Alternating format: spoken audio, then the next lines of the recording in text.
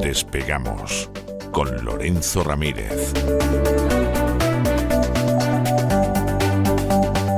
Corremos raudos y veloces hacia nuestro avión, atravesamos el umbral, nos tiramos en plancha sobre los asientos, nos abrochamos los cinturones, despegamos y nos vamos elevando por los aires hasta alcanzar nuestra altura y nuestra velocidad de crucero. A mi lado, don Lorenzo, por amor de Dios, ¿qué hace usted vestido de shogun? Oiga, impresiona así de japonés. Ya me contará que viene esto.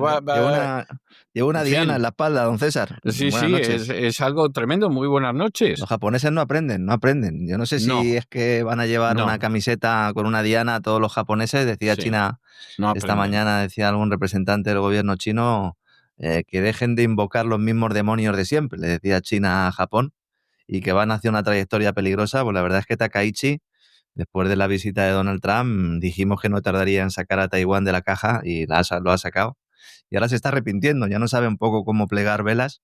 Porque claro, decir que vas a aumentar tu potencia militar teniendo Taiwán al lado y decir además que Taiwán es uno de los objetivos principales, pues claro, si Estados Unidos no te sigue al respecto, pues te quedas tirado como una colilla, como diría usted, como Rufete en Lorca. Vamos a comentar como un poco Rufete en Lorca, sí. Lo que pasa es que lo mejor que se puede hacer frente a una estupidez es no cometerla. Claro. O sea, cometerla y luego corregirla es delicado, ¿eh? Sobre todo porque China últimamente contesta. China, en los últimos años, sobre todo, parecía que tenía una estrategia como diciendo, bueno, peleaos vosotros si queréis en vuestra casa, que nosotros tenemos claro lo que hay. Pero ya llega un momento en el que ha empezado a contestar y dice, oiga, deje de pisar mi jardín, fuera de mi jardín, deje de atacar a mi puerta a las 3 de la mañana, porque al final la vamos a tener gorda, ¿no? Bueno, es la primera crisis entre la primera ministra, nueva primera ministra japonesa y China. Vamos a comentar un poco todo ello, porque hay muchísimos frentes abiertos, el venezolano también. Ya dijimos el sábado en el gran reseteo que aunque algunos pensaran que lo de Venezuela no ir para adelante, pues hay un desembarco y hay una mayor presencia militar, con la excusa de Venezuela, pero en general es en todo el sur del continente americano. Con los chicos renovados de Blackwater, famoso contratista militar. Hablaremos el sábado largo y tendido de todo ello, y luego pues un espíritu bélico en Europa que se sigue potenciando con la colaboración pues, de los de siempre, ¿no? Esta mañana el gobierno regional de Cataluña ha lanzado otra vez, en este caso, una campaña para impulsar los kits de emergencia, para reforzar la autoprotección ante una guerra, dicen. Vamos a ver, el mayor riesgo que tiene ahora mismo las familias españolas son los políticos españoles. No tengo la menor duda. Sin ninguna duda. Y luego los marroquíes y los franceses. No tengo la menor duda. Luego ya nos iríamos a Bruselas, ¿verdad? Por cierto, ahora que menciona usted a los marroquíes, y hoy le he dedicado yo el editorial al libro de Memorias del Rey, a sus juicios sobre personajes, se deshace hablando de su hermano, de Hassan II, que fueron amigos íntimos, que se querían, pero claro, de pronto descubres que es que el padre que estuvo en el exilio, el rey de Marruecos, le ofreció irse a vivir a Marruecos. Y no quiso porque pillaba lejos.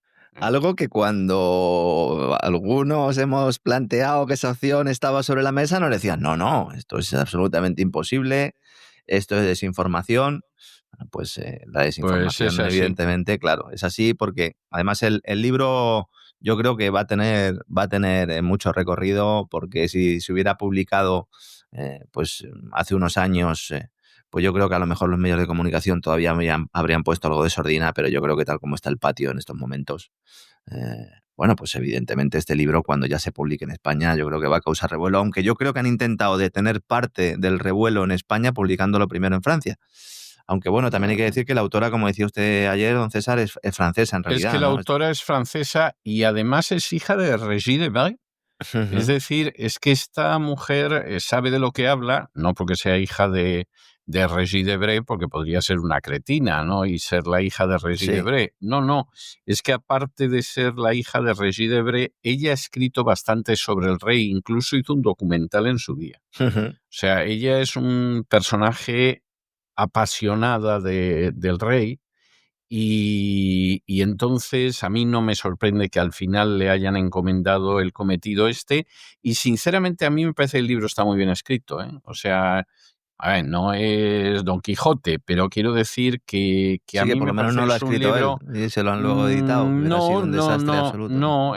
No, en absoluto. Ahí se ve clarísimo que él le ha ido dictando a ella y ella lo ha hecho bastante bien, ¿eh? O sea, incluso yo puedo decir que, por ejemplo, todo lo que es la configuración del libro, cómo cuenta todo en el libro, realmente está muy bien hecho ese libro, ¿eh? O sea, es un libro muy bien hecho, la forma en que va contando las cosas y todo, a mí me parece un libro muy bien hecho. Pues lo leeremos. Yo en francés no, yo me esperaré a Yo lo he leído diciembre en francés, y lo sí, sí. leeré ya, claro, pero es que, don César, ahí ya sí que no Bueno, puedo llegar. O sea, ya. ya sí me pongo Bueno, no. entre el ruso, el francés, que estoy ahí también a ver si me entero de algo de... Lo de Israel es más complicado, ¿verdad? Lo de Israel, el hebreo es El aún más hebreo difícil. es El más chino ni me lo complicado. planteo, con lo cual al final lo que Sí. tengo aquí son herramientas que me ayudan realmente a traducir muchos textos que afortunadamente pues existen y están ahí, ¿no? Bueno, sobre el tema de los kits de emergencia, porque quería hacer un comentario al principio porque vuelve otra vez un poco ese terror. Vamos a ver, tener un kit de emergencia es muy recomendable.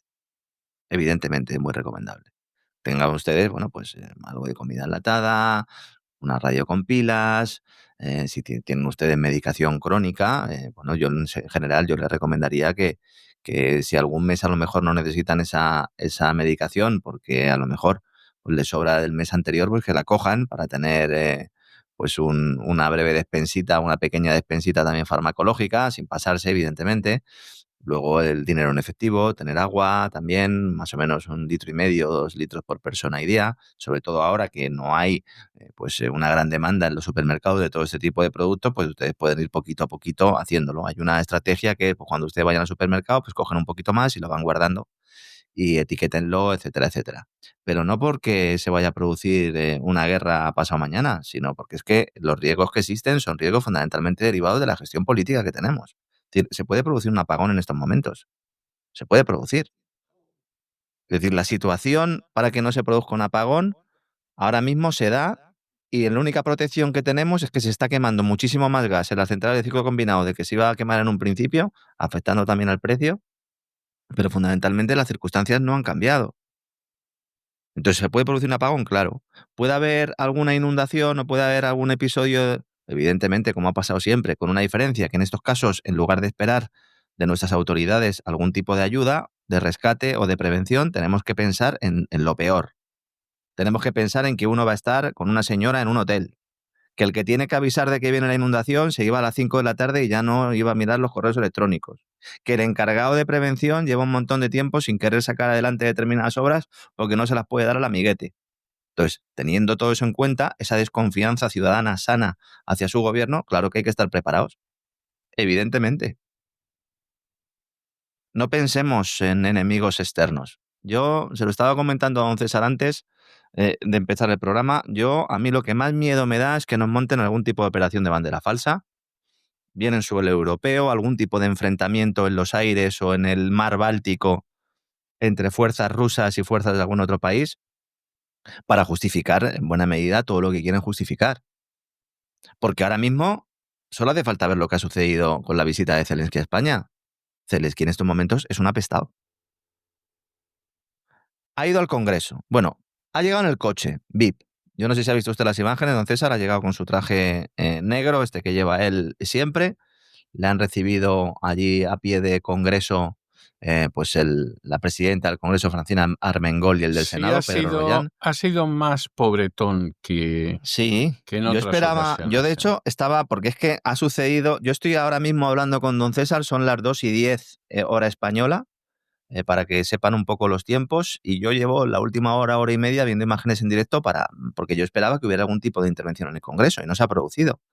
lo que ha hecho es Francina Armengol entrar con Zelensky de la mano, con el traductor al lado, evidentemente. Ha hecho la típica que se hace siempre en una visita al Congreso, que es señalar dónde están los agujeros de bala del día del 23F, que eso además queda muy bien siempre de cara a los medios de comunicación. A Francina Armengol, que es tremendo que esta señora haya acabado de presidenta del Congreso. Cuando esta señora lo que tenía que haber sido apartada de la carrera política por todo lo que ha hecho en Baleares. Bueno, pues aquí está de presidenta del Congreso. Y claro, Zelensky yo creo que él mismo esperaba que hubiera parlamentarios, porque él se sorprende porque ve las dos primeras filas del arco parlamentario cubiertas por periodistas y no había diputados. Había algunos diputados detrás.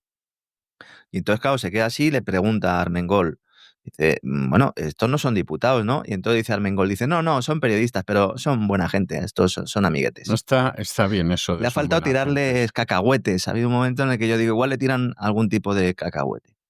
Él ha llegado a las 9:36 de la mañana por allí, mientras Álvarez, el ministro de Exteriores, ha dicho ya que España va a poner 1.000 millones de euros para la compra de equipamiento militar a Estados Unidos para su uso en Ucrania. El programa PUR famoso, que he explicado ya tantas veces, son 1.000 millones de euros. Dice, oiga, ¿y esto está presupuestado? No está presupuestado. ¿Por qué? Porque no hay presupuestos. Dice, oiga, pero si no hay presupuestos, ¿cómo pueden aprobar esta medida? Porque España no es Estados Unidos. Estados Unidos ha estado el gobierno cerrado, se han dejado de pagar a muchos funcionarios, ha habido problemas con los cheques comida, los famosos cheques comida, las ayudas alimentarias, ha habido problema para financiar determinadas actividades sanitarias. Aquí da igual, aquí llevamos 2, 3 años sin presupuestos, da igual. ¿Qué hace falta? 1.000 millones de euros, toma. Se va al cajero automático, el cajero automático se llama Tesoro, se emite deuda y otra cosa mariposa. Va a haber una reunión con representantes de la industria armamentística, entiendo que serán los señores de Indra, con lo cual seguramente esté también Margarita Robles. Esto no ha quedado nada claro, porque no estaba en agenda inicialmente. Yo no sé si ha llegado Zelensky y ha dicho, oye, pues si no me vais a ofrecer ni me voy a reunir con nadie del aparato militar español, y le habrán dicho, no, pero si es que aquí en los contratos nosotros no los vamos a firmar con representantes españoles, nosotros aportamos 1.000 millones de euros que se los damos a la OTAN para que compre armamento en Estados Unidos y luego te lo dé a ti. Luego falta la reunión con Pedro Sánchez, que todavía no se ha producido, suponemos que en estos momentos a lo mejor ya sí se está dirigiendo para la Moncloa, y también se va a reunir con el rey Felipe VI, y parece ser que después de la rueda del encuentro con Pedro Sánchez es cuando habrá algún tipo de rueda de prensa o se anunciará esa compra de armamento estadounidense pagado por España para Ucrania. Él ha publicado un mensaje en redes sociales justo antes de empezar esta jornada diciendo que celebra reuniones para que otro país fuerte aumente su apoyo, ayudándonos a proteger vidas, etcétera, etcétera, etcétera. Y al mismo tiempo preparan ya casi las maletas para irse mañana a Turquía, donde se supone que va a haber unas conversaciones de paz de las que Rusia no tiene ninguna constancia, lo cual esto es también maravilloso. El portavoz del Kremlin ha dicho que los representantes de Rusia no van a participar en ninguna reunión que se va a celebrar mañana, 19 de noviembre, en Turquía, unas reuniones en las cuales va a haber parte ucraniana, evidentemente, con el propio Zelensky, que llega al país, y también la parte estadounidense.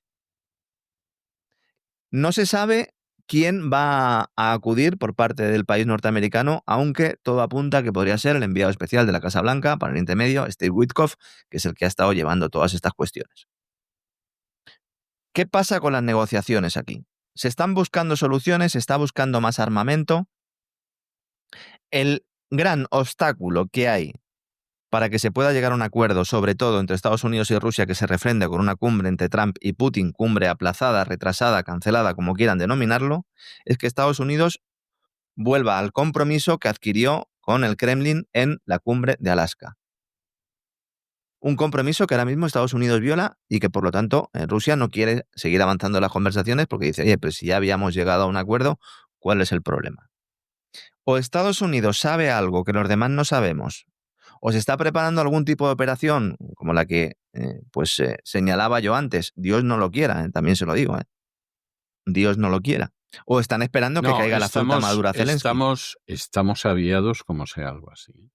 O la fruta madura Zelensky, que se le están mandando todos los mensajes diciendo, oye, márchate, márchate, márchate, seguiremos apuntando a la red de corrupción y en la red de corrupción estás tú también.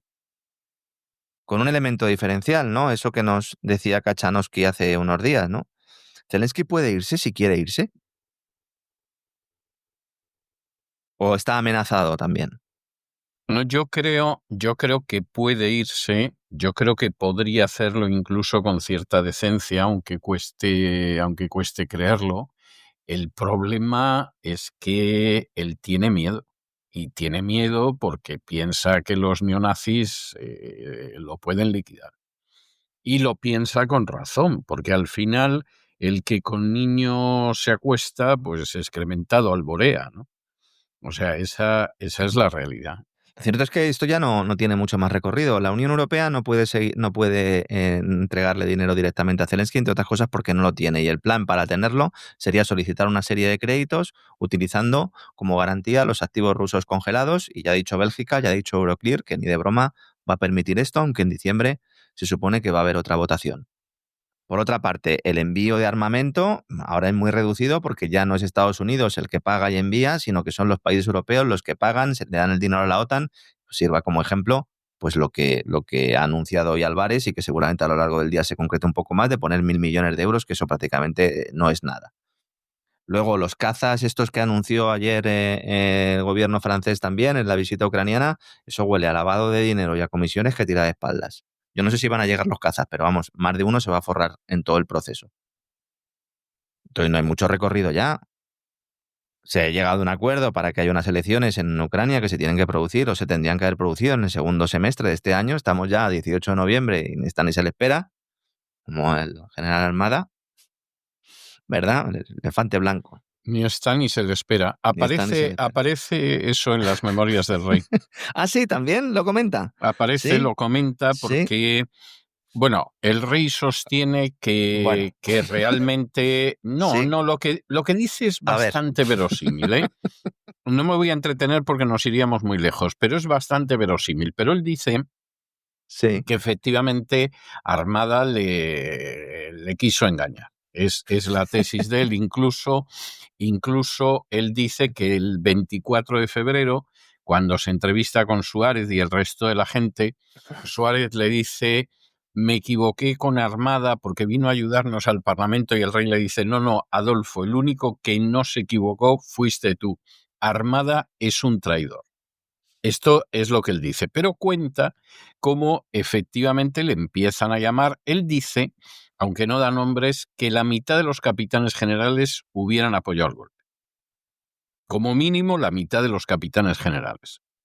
Y entonces uno de los capitanes pregunta si va Armada para allá, porque Armada había llamado ofreciéndose, que el propio rey le dice: por aquí ni te acerques, o sea, no, ni se te ocurra venir. Y que entonces Sabino, que el rey le da un papel muy importante y seguramente lo Sí. tiene, cuando llama a uno de los generales le dice: el general Armada ni está ni se le espera. Sí, porque claro, el hecho de que hubiera estado ahí implicaría la complicidad de Casa Real, ¿no? Que es un Pues poco sí. el elemento ahí clave. Yo no sé si explica también por qué tardó tanto en salir públicamente a... Bueno, fundamentalmente sí lo explica. No sé si es cierto, pero lo que dice sí es verosímil, y es que no tenían equipos, tuvieron que conseguir que les mandaran los equipos de televisión, que para conseguir sacarlos de televisión no fue nada fácil, porque televisión estaba tomada por el ejército, y bueno, casi lo consiguieron sacar en plan, pero increíble, de tengo un amiguete que, oye, déjanos sacar esto, y así lo sacaron. Cosa que es tan cutre que lo convierte en verosímil, Claro, es lo que iba a decir. sinceramente hace que sea Seguramente verosímil. es muy posible que eso sucediera. Y luego eran 2 equipos y los llevaron por trochas y veredas Sí. para que no los pudieran interceptar. Se juntó el hambre con las ganas de comer, me parece a mí, don César, que se dice en España. Dice, bueno, pues no tuvieron tiempo de poder salir antes al aire y eso les vino muy bien para ir viendo cómo se desarrollaban los acontecimientos. Pero bueno, no vamos a entrar ahí, evidentemente. Hemos citado, y yo creo que hemos hablado también en el Gran Reseteo en alguna ocasión, de todo lo que sucedió allí en aquel día, y yo creo que en el programa que titulamos The Spanish Experiment hablamos un poco de ese 23F y dimos también algo de bibliografía por si nuestros amigos quieren tener más datos. Luego, en el ámbito económico, pues noticia, la zozobra bursátil, vamos a llamarlo así, porque no son caídas que nos puedan llevar a decir que ha habido terremoto en las bolsas o que realmente pues, ha habido grandes caídas. Lo que sí es cierto es que desde que los grandes fondos de inversión dijeron que no había ninguna burbuja, hasta hoy la verdad es que ha caído bastante los índices, sobre todo los de las empresas tecnológicas. El caso de Oracle yo creo que es el más claro, es el que un poco refleja esa crisis o ese pinchazo de la burbuja de las grandes tecnológicas.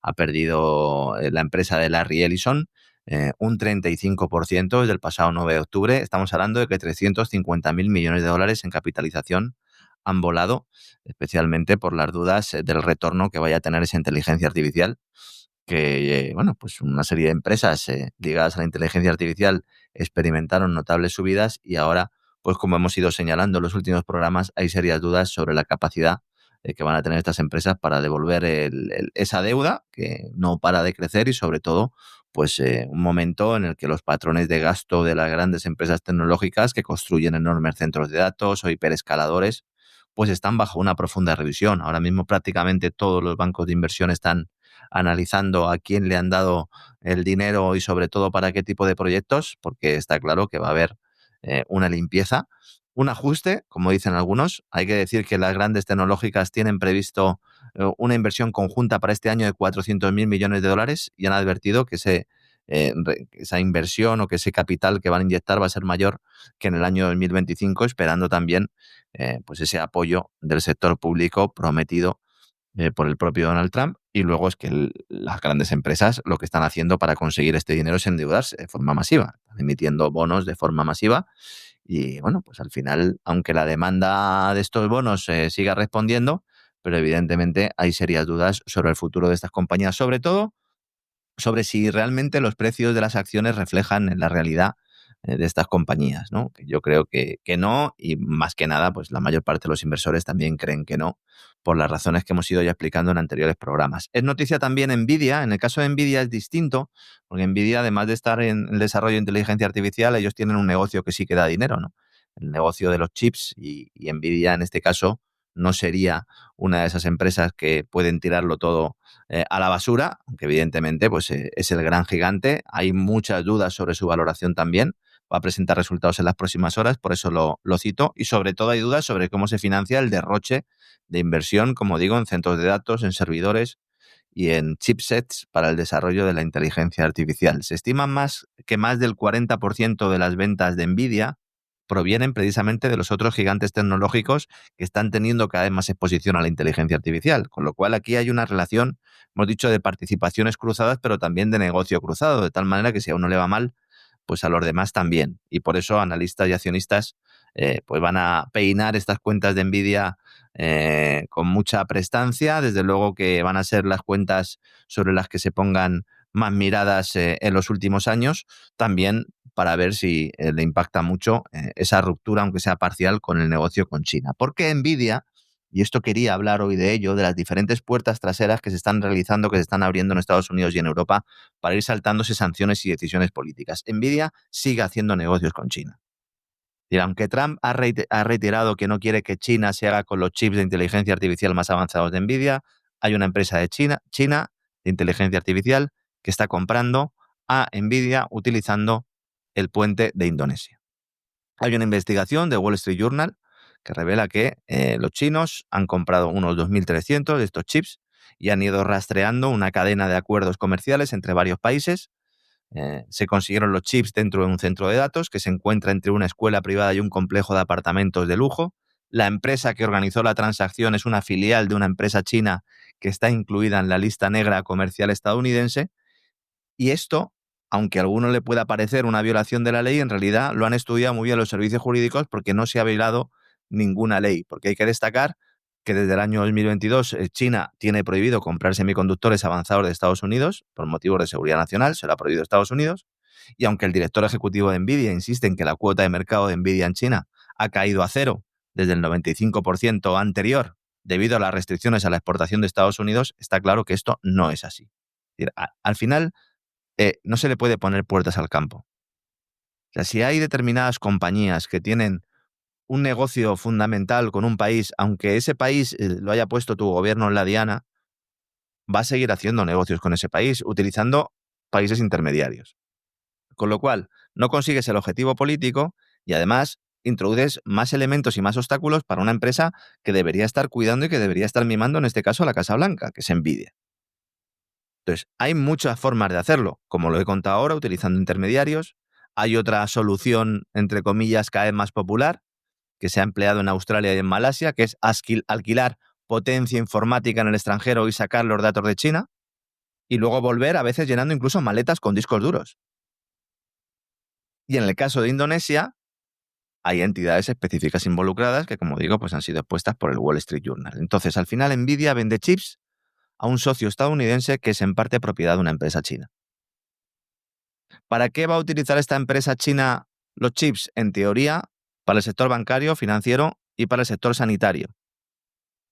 Si utilizaran estos chips para el ámbito militar, entonces sí que se estaría violando las normas de control de exportaciones. Por eso digo que al final es muy difícil determinar realmente qué se va a hacer con estos chips, ¿no? ¿Vamos a estar allí delante viéndolo? Pues evidentemente no, ¿no?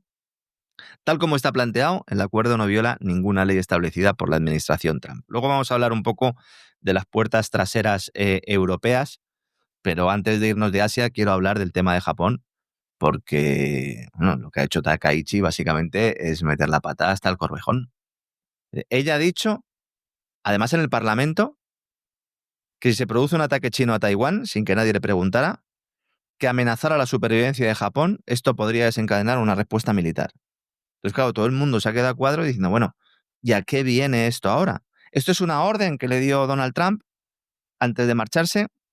¿Esto es el Departamento de Estado norteamericano que le ha pedido a Takaichi que vaya agitando el avispero de Taiwán? Porque Estados Unidos hace mucho tiempo que no habla de Taiwán. Trump hace mucho tiempo que no menciona a Taiwán.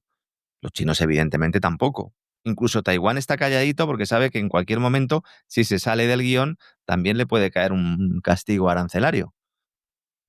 Entonces, los comentarios que ha hecho, las declaraciones que ha hecho Takaichi, han roto también una costumbre no escrita de los gobiernos anteriores también de evitar el debate público sobre Taiwán. En el Parlamento japonés no se habla de Taiwán. Entre otras cosas, pues para no provocar a Pekín, con el que también tiene una relación comercial. Entonces, se ha producido una crisis diplomática. Un funcionario del Ministerio de Asuntos Exteriores japonés, el responsable de Asuntos de Asia y Oceanía, ha ido a Pekín para intentar arreglarlo. Se espera que este hombre intente convencer a los chinos de que la política de seguridad de Japón no ha cambiado y sobre todo para pedirle a China que no realice ningún tipo de acción, sobre todo en el plano comercial, más que en el militar, que pudiera dañar las relaciones y que pudiera perjudicar incluso el suministro energético de Japón, que como dijimos, hace unos días está comprando gas natural licuado de Rusia. Taiwán está a unos 110 kilómetros de la isla más occidental de Japón. Y está muy cerca de las rutas marítimas de las que depende Tokio para el transporte de energía. Y hay que decir que al final, pues desde las dos bombas nucleares, Japón alberga la mayor concentración de poder militar estadounidense fuera de Estados Unidos, ¿no, César? Creo que eso sí que es algo que es más o menos evidente, ¿no? Ni siquiera las bases que se puedan tener en Europa se pueden comparar en presencia militar con lo que puede haber en Japón. Bueno, cerca de lo que es Alemania y menos que Filipinas, que por cierto siempre ha tenido una enorme presencia desde 1898, en que Estados Unidos se la arrebató a España, pero que solamente con Biden aumentó en 4 las bases. Lo de las bases extranjeras de Estados Unidos es un disparate que yo le puedo asegurar que los primeros que lo desconocen son la mayoría de los ciudadanos americanos. Yo alguna vez he dado algún dato y usted me ha dicho, no, sí, son muchísimas más que los datos oficiales que se pueden expresar, ¿no? Sí. O sea, estamos hablando de una cifra superior a las 750. O sea, es que lo miras y dices, pero bueno, uno no puede moverse por el mundo sin darse con una base americana. Es verdad que algunas bases son bases pequeñas, es verdad que otras, son algo inmenso, pero es algo absolutamente injustificado, sobre todo con el papel que tiene ahora mismo la tecnología, pero absolutamente injustificado, y que se mantiene solo para engordar lo que es todo el entramado militar industrial. Y desde luego, si el pueblo americano supiera las bases que hay en el extranjero, pondría el grito en el cielo. Lo que pasa es que la gente no lo sabe, piensa que hay alguna por ahí en Alemania, a lo mejor alguna en Ucrania, pero no tienen idea del entramado de bases que hay, y mucho menos de lo que cuestan. Claro, es que esa es la cuestión, aunque fuera por un esencial gesto de transparencia, que además es así como lo determina la legislación norteamericana, se tendría que saber. Además, no solo dónde están, cuántas son, sino hasta el último dólar que se gasta ahí, ¿no? A ver, el tema de Japón, nosotros hicimos un programa especial sobre Taiwán. Estaba mirando esta mañana, en noviembre del año 2021, por si alguien quiere buscarlo también en el Gran Reseteo. Y pues analizando un poco la situación histórica de Taiwán y planteaba yo en un momento del programa que realmente lo que tendríamos que preguntarnos es quién se ha anexionado Taiwán o quién se está intentando anexionar Taiwán, Sí. si es China o es Estados Unidos, porque realmente lo que tenemos ahí es un Estados Unidos que vende armamento de forma indiscriminada, vamos a decirlo así, sobre todo tras la salida de Afganistán. Están haciendo caja como locos mandando material de guerra al Indo-Pacífico, y Taiwán evidentemente es un país que además con su renta per cápita, con su propia población y con la propia superficie que tiene, no tiene ningún sentido que tenga un presupuesto de defensa de 13-14 mil millones de euros destinado exclusivamente al complejo militar industrial norteamericano. También hombres que están entrenando al personal militar del país, hasta el punto de que hay destacamentos estadounidenses, evidentemente, también en Taiwán. Entonces yo hacía esa pregunta, ¿no? Aquí el que a lo mejor tendría que estar mosqueado sería China, no Estados Unidos, ¿no? Pero claro, aquí hay una cuestión fundamental, es que hay determinados think tanks que consideran, Estados Unidos, el think tank precisamente de los straussianos, el heredero del proyecto para el nuevo siglo americano, del cual hemos estado hablando recientemente a raíz de la muerte de Dick Cheney, y también en el programa que hicimos sobre los straussianos y sobre el poder que tienen en organismos supranacionales. Este PANAC, el proyecto para el nuevo siglo americano, lo cerraron, o de alguna manera le cambiaron el nombre, y ahora es el CENAS, es el Centro para la Nueva Seguridad Americana. Estos llevan tiempo haciendo simulaciones sobre lo que sería una guerra en el Indo-Pacífico, sobre todo a costa del tema taiwanés. Evidentemente, China pues se merendaría a Taiwán, que no podría sola, evidentemente, realizar ningún tipo de respuesta, y entonces lo que plantean es que sea Japón el que intervenga.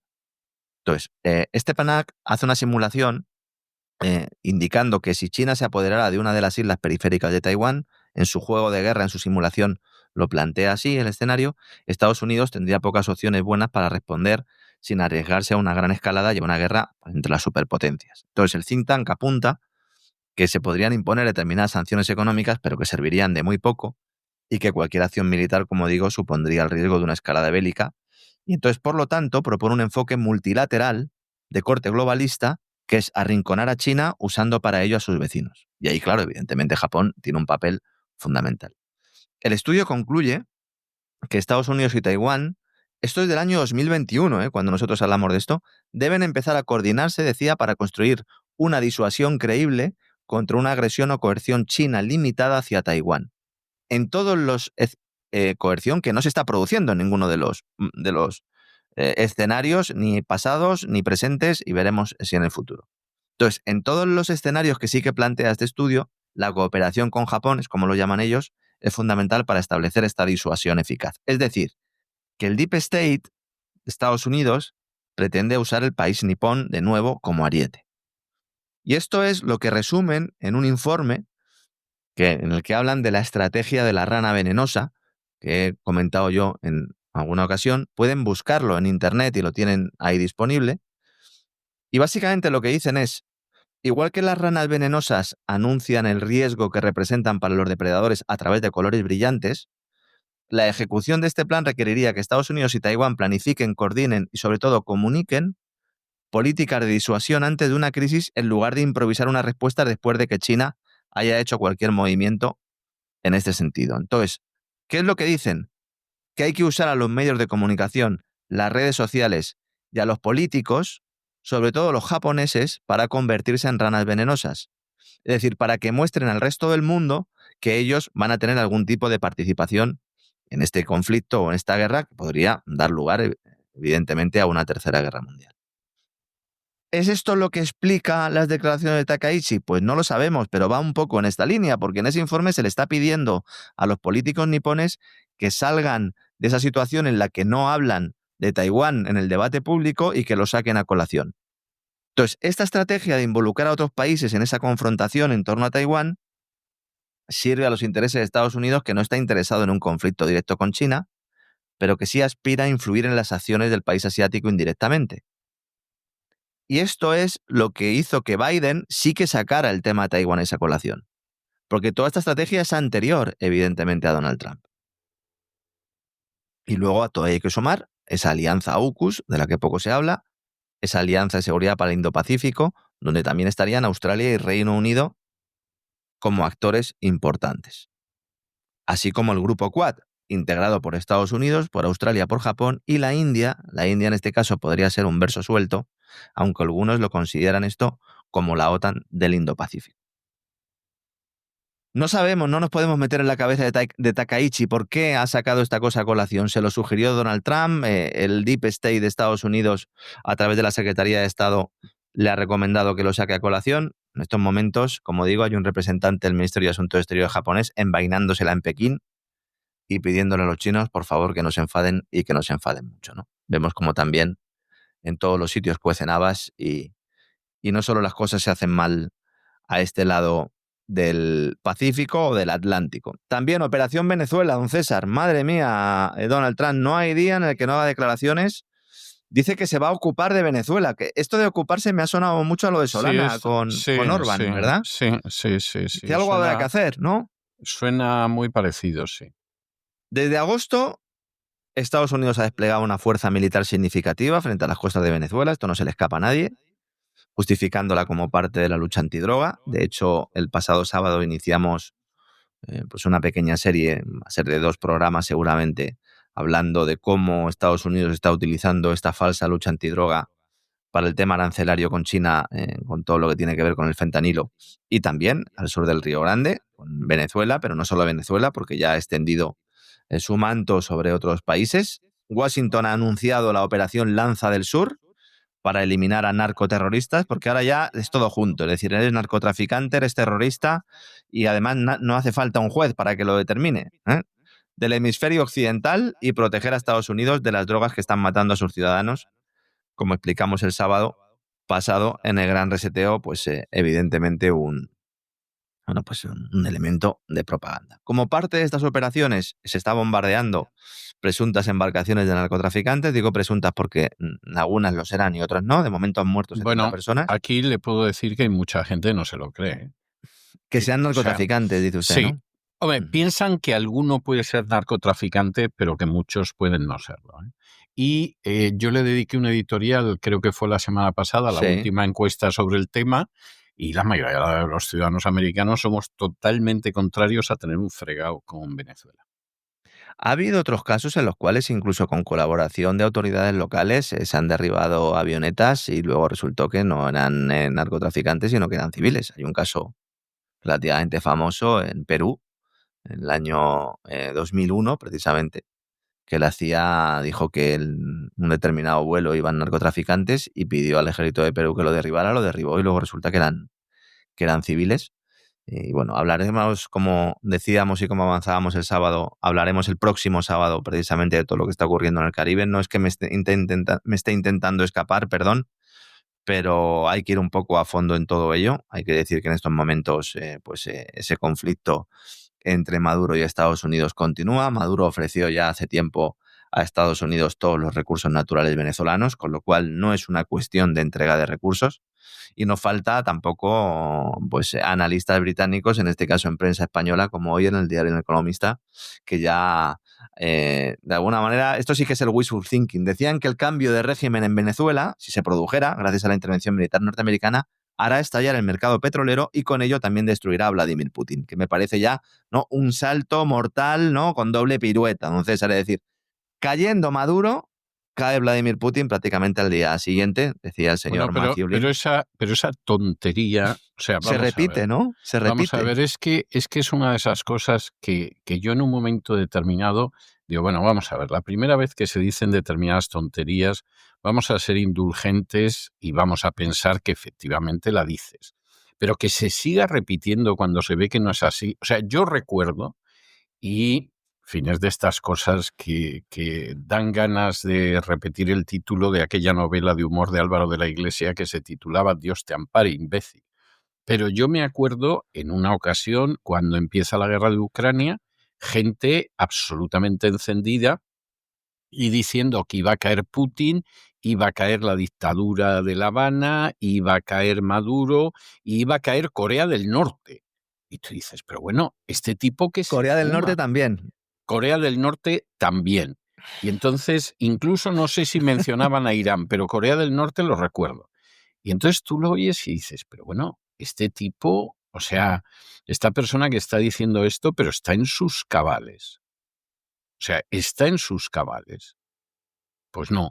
La línea argumental que se está utilizando para esto es, dicen, además que tiene varias premisas falsas. Dicen, bueno, si realmente cae Maduro, el petróleo, automáticamente el precio del petróleo se hunde en los mercados internacionales, porque como Venezuela tiene una de las mayores reservas del mundo, pues automáticamente a partir de ahí ya no va a haber ninguna cortapisa para que se pueda extraer ese petróleo, y entonces el mercado va a descontar un aumento de oferta, el precio del barril se hunde a $30, y a $30 evidentemente Rusia no puede mantener su maquinaria bélica, ni puede mantener sus presupuestos, como es un gran exportador energético, todo se va al garete. Eso es lo que plantea Matthew Lin y lo que intentan argumentar algunos think tanks y algunos grupos de estudios que publican informes que luego son repetidos por las voces a las que usted hacía referencia.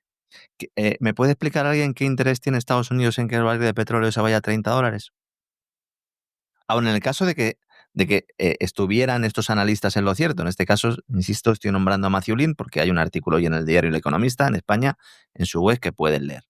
Evidentemente a Estados Unidos no le interesa que el petróleo se vaya a $30 al barril. Pero vamos, pero ni lo más mínimo. No hay, pero ni a Estados Unidos, ni a Arabia Saudí, ni a nadie. Bien, en este contexto, además, premisa falsa, si se produce una intervención militar a gran escala, el precio del petróleo no baja, el precio del petróleo sube.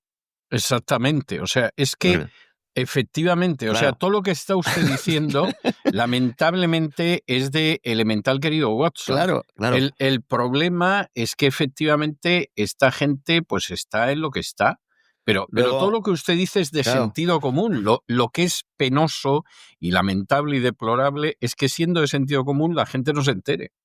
Luego, si hay una acción abierta, bélica, en la región que afecta además a tropas rusas o a apoyo ruso que tiene Venezuela, estaríamos hablando de un ataque directo de Estados Unidos en el cual pues habría determinados momentos en los cuales pues pudiera haber aeronaves norteamericanas o aeronaves rusas que pudieran ser derribadas, lo cual escalaría la guerra en Europa hasta un nivel no visto, y además también esto tensionaría aún más los mercados energéticos. Paradójicamente esto haría a Putin más fuerte, no más débil. Esta es otra gran cuestión aquí. Es decir, esa tesis de que en realidad si hay un enfrentamiento o si de alguna manera Estados Unidos logra ir haciendo que determinados países en Hispanoamérica vayan pasando por el aro, esto reduce el apoyo que pueda tener Putin, no, todo lo contrario, porque Putin saldrá y dirá, pero ¿no veis cómo estos están invadiendo países? ¿No veis cómo estos hacen una colonización económica por la fuerza? Y al final lo que le da es más potencia a su propio mensaje. Es decir, no tiene ni pies ni cabeza esta idea.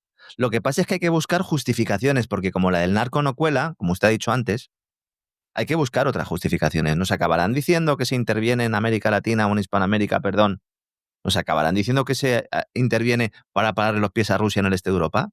Bueno, pues eso es lo que estamos diciendo. Bueno, eso es lo que nos están contando. Bueno, pero es que esa tontería se viene diciendo desde hace años. O sea, perdone, y no solo a Rusia, a Irán.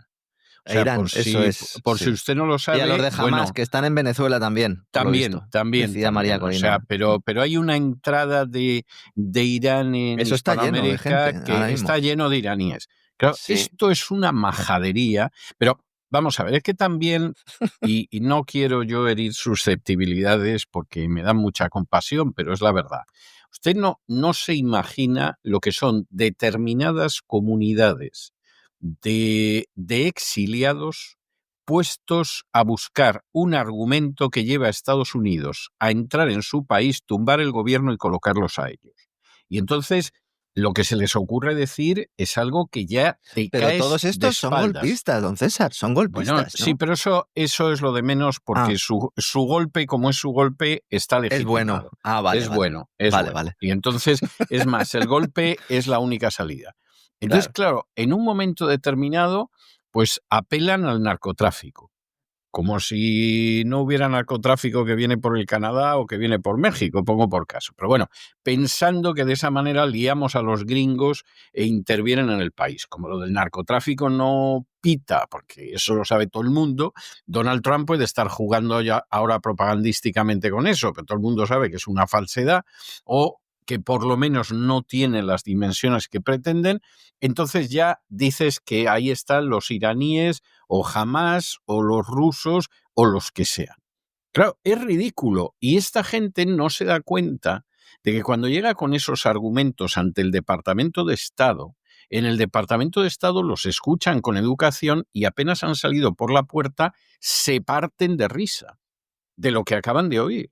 Y que la imagen que han dado de ellos, lejos de ser una imagen de gente a la que hay que ayudar, es profundo desprecio. Es decir, estos con tal de meternos en un fregado para llegar ellos en su país al poder, nos cuentan cualquier milonga. Y esa es la triste realidad y no lo quieren ver. Y entonces tendrían que preguntarse cómo es que no lo ven cuando llevan casi 70 años en esa línea con Cuba, que vamos, no veo yo la dictadura que esté ahora más debilitada que hace 10 años, pongo por caso. Y luego es que los propios datos desmienten la narrativa, ¿no? No solo en el ámbito económico, si nos vamos a los propios datos de la DEA. Veremos un mapa el próximo sábado para que nuestros amigos tengan todo el detalle. La ruta de la cocaína no está en el Caribe, está en el Pacífico. No está en el Caribe. Es decir, por el Caribe, según los datos de la DEA, podría estar un 8% de todo el narcotráfico. Esto es evidente. Entonces ahora nos hablan del cártel de los soles, nos lo vuelven a sacar aquí a colación. Como digo, daremos más detalles el próximo sábado. En Europa, pues siguen países poniendo la mili. Hablábamos de Alemania el otro día, preparando su servicio militar obligatorio por sorteo si no se alcanza el cupo de voluntarios. Suecia y Letonia lo han restablecido ya. Estonia o Lituania nunca lo llegaron a eliminar de sus normativas. Ahora mismo los estonios y los lituanos están diciendo, ahí va, a ver si nos va a tocar a nosotros también ir al frente. Austria, Grecia y Croacia también lo han mantenido de forma sui generis. Y ahora se suma también Bélgica. Bélgica, país con un paro juvenil del 13,8%. ¿Quién lo pillara, verdad? Decimos desde España. Pues se ha decidido prometerles a los chavales 2.000 euros netos, con César, para hacer el servicio militar. Jóvenes de 17 años. Salario 2.000 euros netos y así duplicar el número de efectivos del ejército belga. Recordemos que al final, pues Bélgica es donde está la sede de la propia Comisión Europea. Y han enviado una cartita a todos los chavales diciendo lo siguiente. Con 17 años. Les han enviado la cartita, la abres y dice, enhorabuena, el año que viene cumplirás 18 años. Un hito importante y un momento crucial para tu futuro. Por ello, el Ministerio de Defensa te ofrece una oportunidad única. Un año de servicio militar voluntario.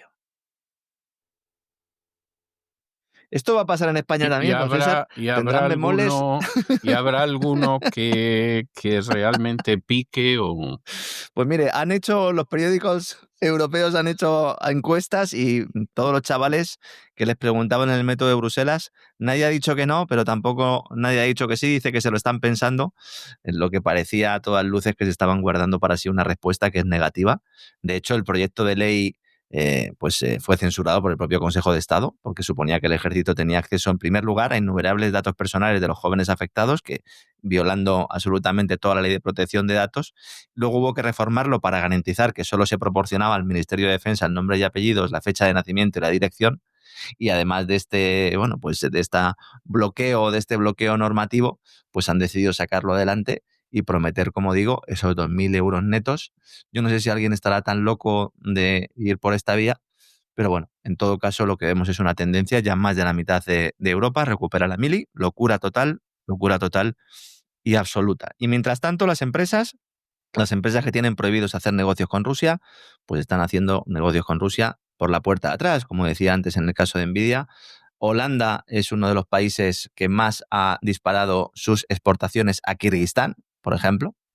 Vemos ahí claramente lo que está sucediendo. Otros países muy cercanos a Rusia, que no son Rusia, y que están recibiendo ingentes cantidades de recursos hasta el punto de poner a prueba sus cadenas logísticas, porque claro, muchos de los productos que se intercambiaban entre los países europeos o los países de la Unión Europea, mejor dicho, y la propia Rusia, porque Rusia es Europa, ¿no? ¿No, César, o no? Yo creo que de toda la vida. Como diría mi abuela materna, de toda la vida de Dios. Rusia es Europa, que diría Pepiño Blanco. Es Europa y está dentro de Europa. Bueno, pues esta tendencia que empezó sobre todo en el verano del año 2022, según se iban aprobando paquetes de sanciones para redirigir todo ese comercio internacional y que al final pues se puedan mantener de alguna forma, no todos, pero sí algunos de los elementos de conexión comercial entre Rusia y la Unión Europea se mantienen gracias a terceros países, haciendo que al final los productos, como siempre hemos dicho, sean más caros. También hay novedad con respecto a Lukoil, la petrolera rusa, sancionada por Estados Unidos. Ya dijimos aquí que era una sanción un poco sui generis y que al final tendría que haberse obligado a Estados Unidos a ir levantando estas sanciones o aplicar algún tipo de exención, porque iba a afectar notablemente a muchos países europeos, de estos que se están poniendo los primeros en la línea de fuego futura, o al menos eso esperan, con Rusia. Estoy hablando en este caso de Finlandia, que Finlandia pues tiene una filial de Lukoil, que tiene la cadena de gasolineras del país, T-Oil, y acaba de informar que van a seguir operando con normalidad porque Estados Unidos ha aprobado una exención temporal hasta el 13 de diciembre de parte de estas sanciones impuestas al grupo ruso. Sobre esto hay una cuestión que nos está contando, y es que el Tesoro de Estados Unidos lo que ha hecho es esas sanciones a los activos extranjeros de Lukoil para todos los países ha extendido 3 semanas la entrada en vigor. ¿Para qué? Para que Lukoil venda estos activos en el extranjero y se los venda al grupo Carlyle, que sirve de instrumento de la CIA y que se hizo famoso en la invasión de Irak. Recuerda usted el grupo Carlyle, muy famoso por aquellos que investigamos lo que estaba ocurriendo alrededor de todo ese saqueo de recursos del país. Una de las empresas financieras que sirven de instrumento a los aparatos de inteligencia norteamericanos, insisto, Grupo Carlyle, uno de los grupos más famosos, quiere comprar todos los activos extranjeros de Lukoil. ¿Y Lukoil sabe lo que le ha dicho a Carlyle? Pues que a lo mejor se los vende. Dice, mira, si nos vais a seguir tocando las narices, os vendemos estos activos y luego tendréis que venir a nosotros a comprarnos los hidrocarburos.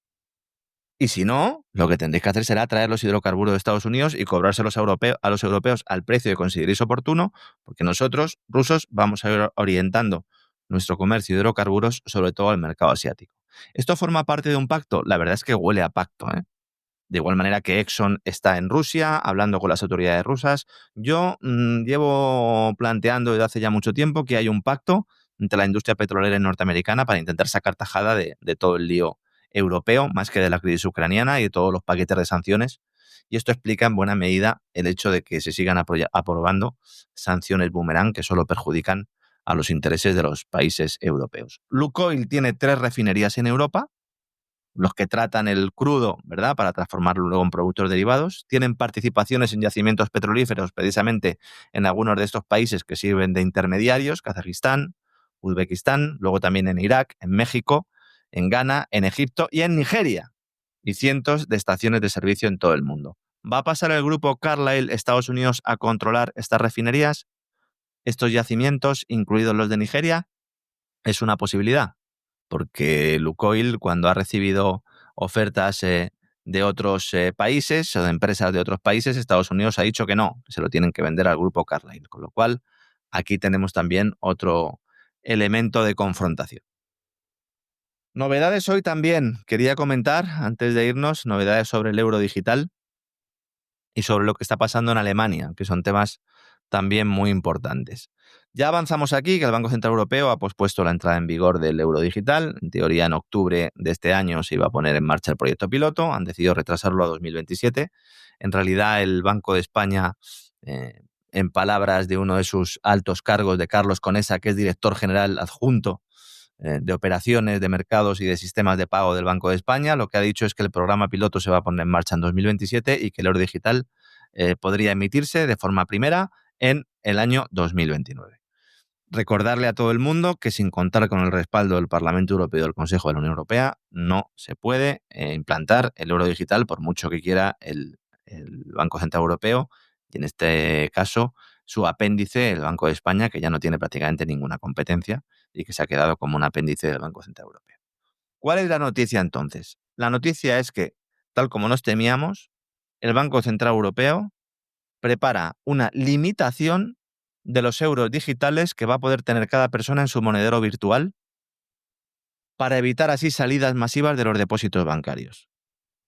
Vemos como al final vamos a tener lo peor de los dos modelos posibles. Todo con tal de salvar a las entidades financieras de un sistema, el del euro digital, el de las divisas digitales de banca central, que acabaría con la esencia de la intermediación bancaria. ¿Cuál es la esencia de la intermediación bancaria? Pues yo tengo depósitos y doy préstamos en función de esos depósitos. Esa esencia ya se ha violado porque ese dinero que se presta, esos nuevos créditos, no se dan con esos depósitos, sino con dinero creado de la nada. ¿Y esto qué va a ser? ¿Un corralito digital? Es un corralito digital. Es la mejor definición, don César. Es un corralito digital. Oiga, usted en su monedero virtual solo puede tener una determinada cantidad para evitar que saque usted el dinero del depósito bancario. Muy el bien. colchón o cualquier otra vía de ahorro fuera del sistema financiero ni se contempla. Entonces, el dinero o lo tienes en el depósito bancario o invertido en lo que sea, quiero decir, pero si lo vas a tener a la vista, con las discrepancias que podemos tener con este sistema, porque en realidad tu dinero no está ahí, por lo tanto no está a la vista, pero es o lo tienes en tu cuenta corriente o lo tienes en tu monedero virtual del Banco Central Europeo. Entonces, claro, ante esa disyuntiva, mucha gente diría, bueno, pues entonces, ¿qué hago yo teniendo un depósito, por ejemplo, en Santander o BBVA? Pues yo tengo todo en mi monedero virtual con el Banco Central Europeo y si le pasa algo al Santander o a BBVA, a mí me da igual, porque el Banco Central Europeo al final es el regulador. Pues para evitar esto, limitas los euros digitales que vas a tener en tu monedero virtual. La razón del aplazamiento del euro digital es encontrar cuál va a ser el papel de los bancos en este nuevo sistema. Es el factor que más ha pesado sobre los estrategas comunitarios. Si se aplicara el euro digital tal como se pensó desde el principio, vaciaría a las entidades de su papel de guardianes y custodios del dinero, insisto, con muchas comillas, vaciando cuentas corrientes, dificultando estrategia crediticia y reduciendo el poder que tienen no solo en el ámbito económico, sino también en el político. Y por eso en estos momentos no hay un plan claro sobre cuál será ese futuro de los bancos en el sistema del euro digital. Y esta es la razón principal del aplazamiento. La otra cuestión que tienen que solventar, también con muchas comillas, es ver cuánto dinero nos van a dejar sacar del cajero automático para poder hacer las compras diarias. Bueno, esa es otra. Porque en las conversaciones que se han llevado a cabo, yo siempre cito el caso de Fabio Panetta, que fue gobernador del Banco Central de Italia, que él mismo propuso que fueran 50 euros diarios. O sea, un límite de sacar dinero en el cajero de 50 euros diarios. Claro, si te ponen un límite de 50 euros... Es que de verdad es para ponerse a llorar. Si te ponen un límite de 50 euros en efectivo, pues habrá mucha gente que acabe realizando pagos digitales aunque no quiera, por necesidad. Y la aspiración de esta gente es que llegue un momento en el que tú ya ni siquiera vayas a por los 50 euros, porque no te sirvan para nada, sobre todo si cada vez hay más inflación y con 50 euros se pueden comprar menos cosas. Pero insisto, esto es una cifra que dio Fabio Panetta en una de las reuniones del Banco Central Europeo y todavía está por determinar. No saben cómo montar el esquema. Y luego, además, cuando lo presenten ese esquema, insisto, hay que votarlo. Y habrá países que podrán decir que no. Alemania se supone que va a decir que no, porque sus ciudadanos son muy defensores del dinero en efectivo y porque se fían muy poco del Banco Central Europeo y tampoco se fían de su gobierno. Y esto es con lo que quería hoy acabar. Mañana hablaremos un poco de lo que está pasando en Reino Unido porque también es tremendo. Ahora mismo las encuestas dan un apoyo popular al canciller alemán del 16%, don César. Madre mía. 16%. Madre Tampoco es que tuviera mía. una gran victoria electoral en los pasados comicios, que acabó pactando con el SPD. El 16% de los alemanes solo quiere ver a Merz en las próximas elecciones. Las promesas de reactivar la economía, aquel otoño de reformas que prometía, como el general Armada, ni están ni se le esperan. Sí. Esa idea de que se iba a devolver a Alemania al escenario mundial, cada día es más evidente que es propaganda. Se habla en la prensa alemana de que puede haber elecciones anticipadas. Pero si es que no lleva ni un año este hombre. Sí, no, pero de todas formas ya se ha visto lo que da de sí. Las empresas alemanas están negociando con las chinas cómo saltarse las futuras sanciones que puede imponer la Unión Europea o incluso su propio gobierno alemán, siguiendo la estela de Estados Unidos en sus negociaciones arancelarias. Los asesores de Merz están rebajando las previsiones de crecimiento económico continuamente, decían que se iba a recuperar Alemania el año que viene, ya no se va a recuperar.